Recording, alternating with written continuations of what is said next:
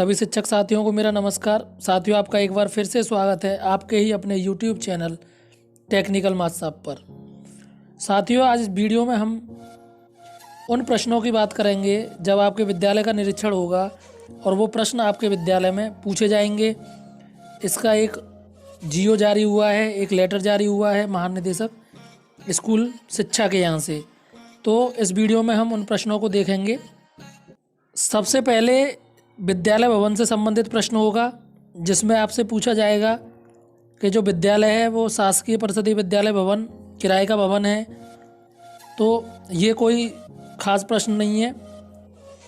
इसके बाद विद्यालय के बारे में कितने अध्यापक हैं, प्रधान अध्यापक नियुक्त हैं या इंचार्ज हैं, कितने अनुदेशक हैं, कितने शिक्षा मित्र हैं, ये जानकारी ली जाएगी। इसके बाद जो प्रश्न आएगा पहला, उसमें आपसे पूछा जाएगा क्या विद्यालय में सुरक्षित एवं स्वच्छ पेयजल की समुचित सुविधा है। इसके बिंदु दे रखे हैं यहाँ पर। इंडिया मार्क का 2 हैंडपंप होने चाहिए, जल निगम द्वारा पेयजल का कनेक्शन हो, सबमर्सिबल पंप द्वारा हो या वाटर प्यूरिफिकेशन प्लांट। अगर नहीं है, ये तो बात तब थी जब पेयजल व्यवस्था है। अगर नहीं है तो उसके बाद क्या कारण है। स्वच्छ पेयजल की कोई व्यवस्था नहीं है, उपलब्ध है पर पानी पीने योग्य नहीं है, हैंडपंप पेयजल स्रोत क्रियाशील नहीं है। अब नहीं के बाद एक और प्रश्न आता है, पेयजल व्यवस्था को सृजित या क्रियाशील बनाने में लगभग कितना व्यय अनुमानित है। तो यहाँ पर पैसे का ब्यौरा दिया हुआ है, 10,000 से कम, 10,000 से 25,000, 25,000 से 50,000। आप इसको देख लेंगे। फिर दूसरा प्रश्न आता है, क्या विद्यालय में सबमर्सिबल पंप एवं वाटर टैंक के साथ रनिंग वाटर कनेक्शन की व्यवस्था है। अगर हाँ है अगर व्यवस्था आपके यहाँ, तो उसकी फ़ोटो ली जाएगी। उसके बाद ये ऑप्शन है कि पृथक सबमर्सिबल पंप स्थापित है, यानी कि अलग से आपके यहाँ सबमर्सिबल पंप लगा हुआ है। पूर्व से निर्मित हैंडपंप में मोटर के माध्यम से जल आपूर्ति हो रही, या आपके यहाँ जल निगम का कनेक्शन है जिससे विद्यालय में विद्युत जल आपूर्ति हो रही है। अगर नहीं है तो नहीं के क्या कारण हो सकते हैं। सबमर्सिबल एवं ओवरलोड टैंक निर्मित नहीं है, रनिंग वाटर कनेक्शन व वाटर टैंक की व्यवस्था नहीं है। अगर नहीं है तो उसको क्रियाशील बनाने के लिए कितने व्यय अनुमानित है। ये भी ऑप्शन यहाँ पे हैं, 10,000 से कम, 10,000 से 25,000, 25,000 से 50,000। आप इसको यहाँ पर देख लेंगे।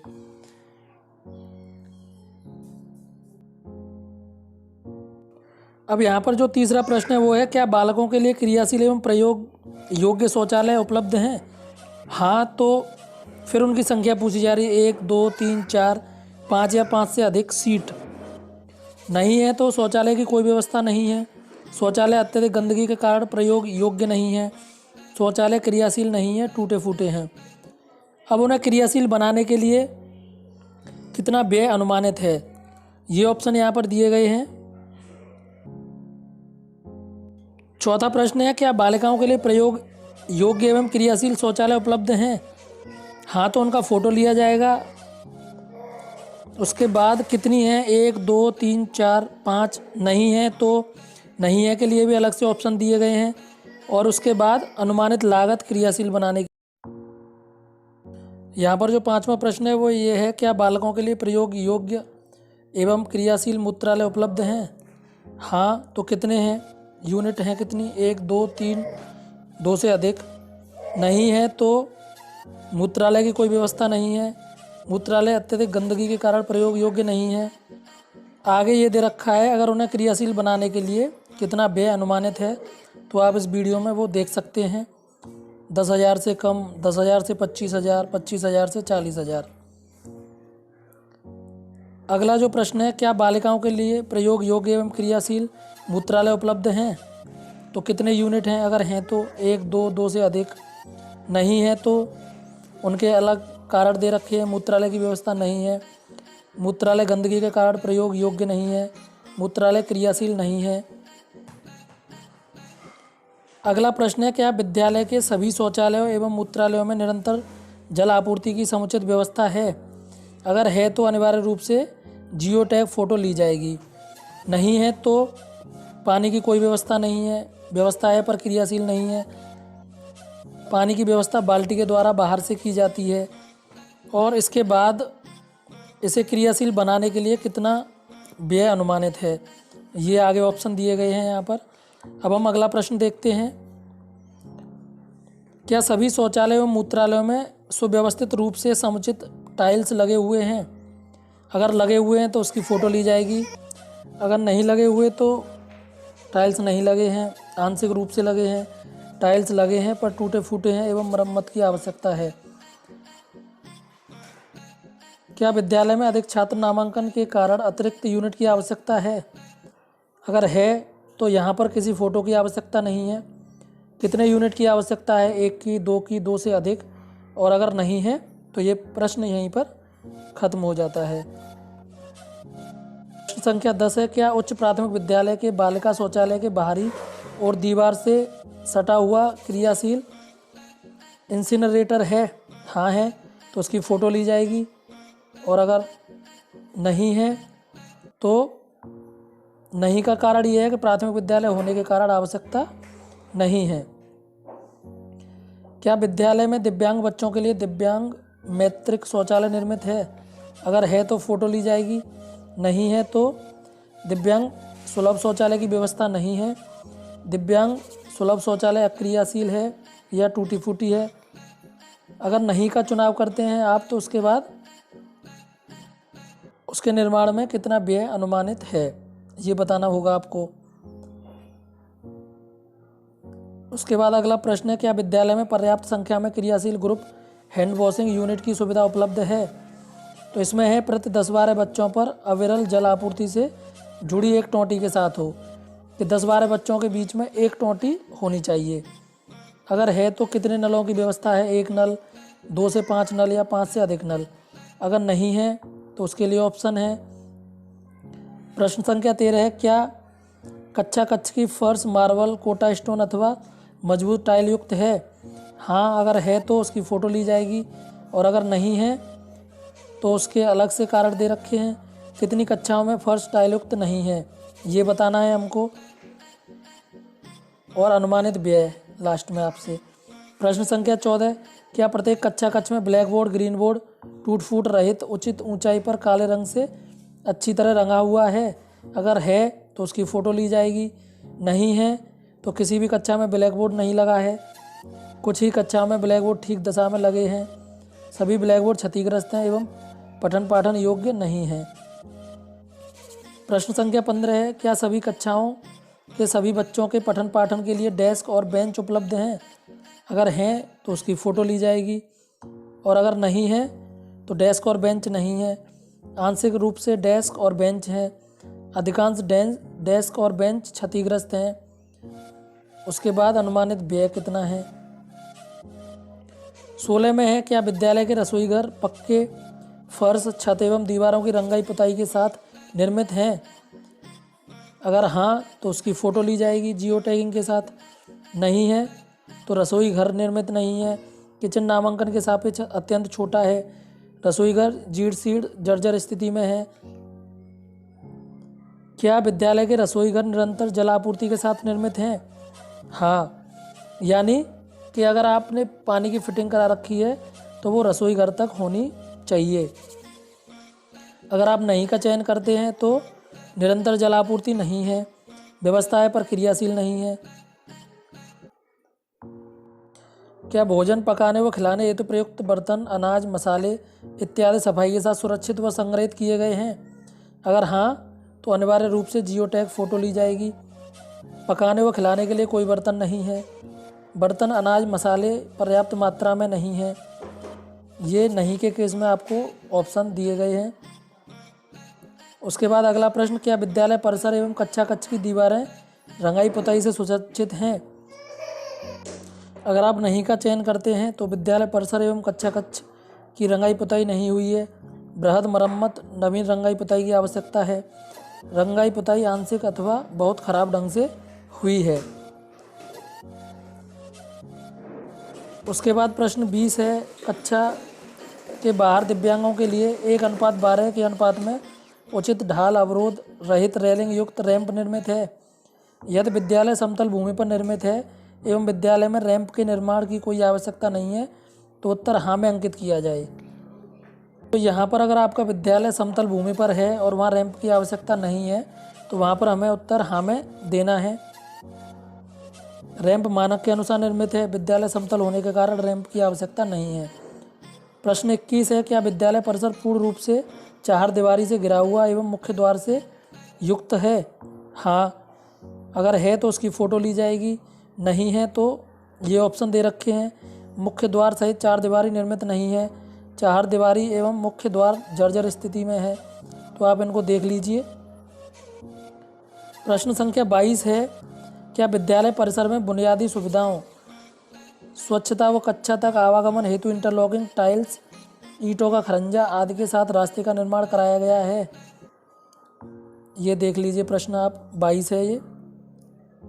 उसके बाद हम देखते हैं 23 प्रश्न क्या है, क्या समस्त कक्षों में विद्युत आपूर्ति और सुरक्षित वायरिंग के साथ लाइट व पंखे लगे हुए हैं? नहीं के केस में आपको बताना है मानक के अनुसार वायरिंग नहीं है, मानक के अनुसार विद्युत उपकरण उपलब्ध नहीं है, वायरिंग एवं विद्युत उपकरण खराब हैं। लास्ट में अनुमानित व्यय कितना है। उसके बाद प्रश्न संख्या 24, क्या विद्यालय प्रांगण एवं शौचालय में नियमित रूप से पंचायती राज विभाग, अन्य संस्था, प्राइवेट सफाई कर्मी द्वारा विद्यालय की साफ सफाई की जाती है? ये साफ सफाई से संबंधित प्रश्न है। क्या विद्यालय में बच्चों के सम्मान पूर्वक भोजन ग्रहण करने हेतु मिड डे मील शेड की व्यवस्था है? ये अगला प्रश्न है।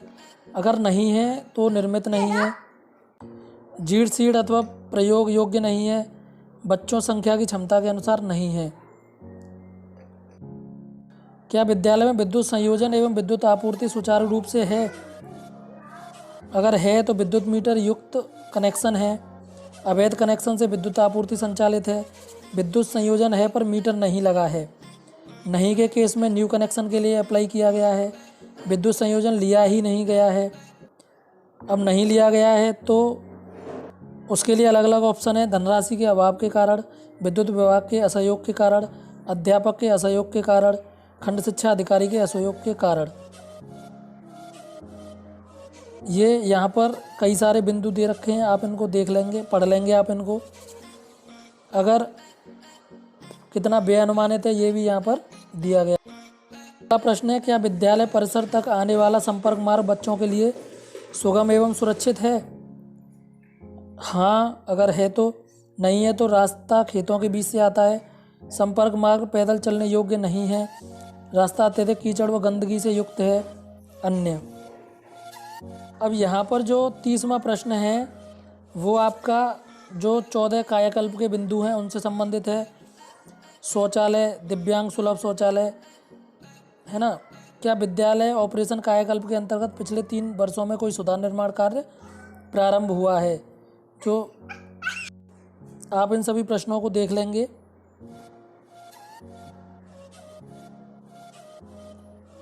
शौचालय, दिव्यांग सुलभ शौचालय। अब शौचालय बेसिक शिक्षा विभाग की मदद से निर्मित है, सामुदायिक सहयोग अथवा दान के माध्यम से निर्मित है, एनजीओ अथवा सीएसआर के माध्यम से निर्मित है, कंपोजिट ग्रांट के माध्यम से निर्मित है। तो ये सारे बिंदु यहाँ पर दिए गए हैं, ये सब आपको बताना होगा यहाँ पर।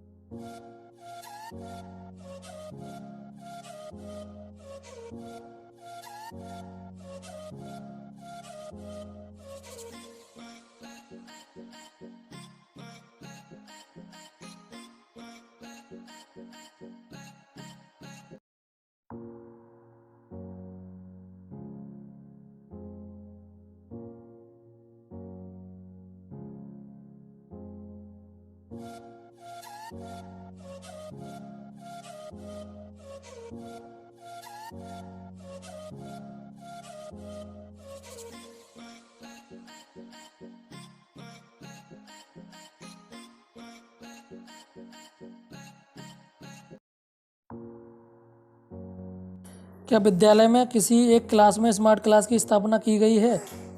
अगर हाँ तो इसे हमें बताना है कि वित्त पोषित किस माध्यम से वित्त पोषित किया गया है।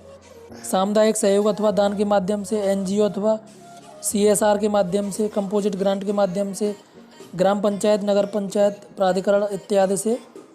अगला प्रश्न है, क्या विद्यालय परिसर तक आने वाला संपर्क मार्ग बच्चों के लिए सुगम एवं सुरक्षित है? विद्यालय में बच्चों के पठन पाठन हेतु कितने कक्ष निर्मित हैं? ये बताना है। क्या विद्यालय में किचन गार्डन की फेंसिंग हुई है?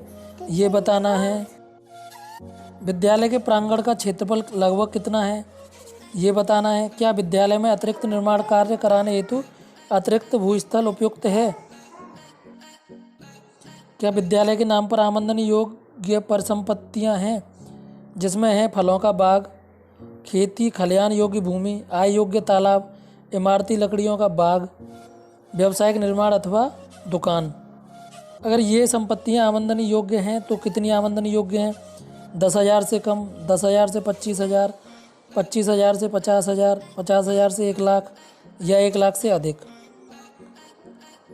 अब यहाँ पर जो महत्वपूर्ण प्रश्न है, क्या विद्यालय में ऑपरेशन कायाकल्प के अंतर्गत कार्य शुरू न होने का मूल कारण क्या है? तो ये भी हमें यहाँ पर बताना पड़ेगा। ग्राम प्रधान सचिव से अपेक्षित सहयोग नहीं मिला, विद्यालय विकास योजना ग्राम पंचायत में उपलब्ध नहीं है, योजना ग्राम पंचायत द्वारा जीपीडीपी में शामिल नहीं है। ये सारी चीज़ें हमें यहाँ पर बतानी पड़ेगी। अगला प्रश्न है, क्या विद्यालय की सार्वजनिक दीवार पर कंपोजिट स्कूल ग्रांट के पिछले 3 वर्षों के उपभोग का विवरण पेंट किया गया है?